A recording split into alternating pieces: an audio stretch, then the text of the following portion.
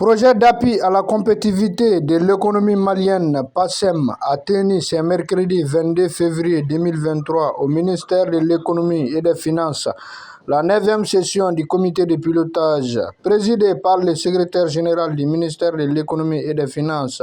Il s'agit d'examiner le budget annuel 2023. Les investissements sont très timides compte tenu de beaucoup de difficultés qui ont été énumérées. Il y a eu des difficultés telles que les Covid, telles que les crises politiques, les suspensions du financement par les partenaires qui ont eu un impact sérieux sur le bon déroulement du projet. Donc ces impacts continuent à se sentir jusqu'à présent sur le projet.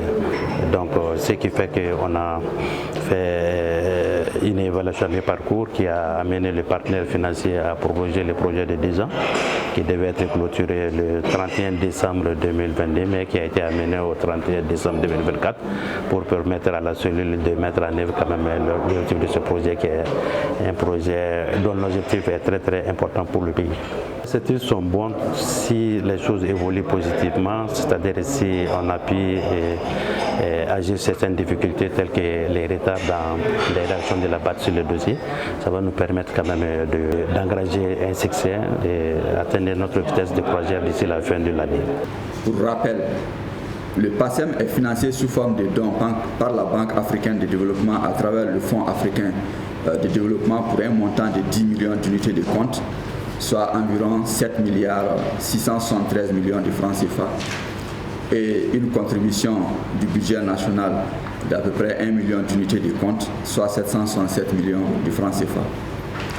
À travers la mobilisation de ces montants, le PASEM doit réaliser son objectif global, qui est de contribuer à stimuler une croissance économique forte, inclusive, durable et créatrice d'emplois, à travers la mise en place des conditions permettant l'amélioration de la compétitivité de l'économie malienne et le développement du secteur privé.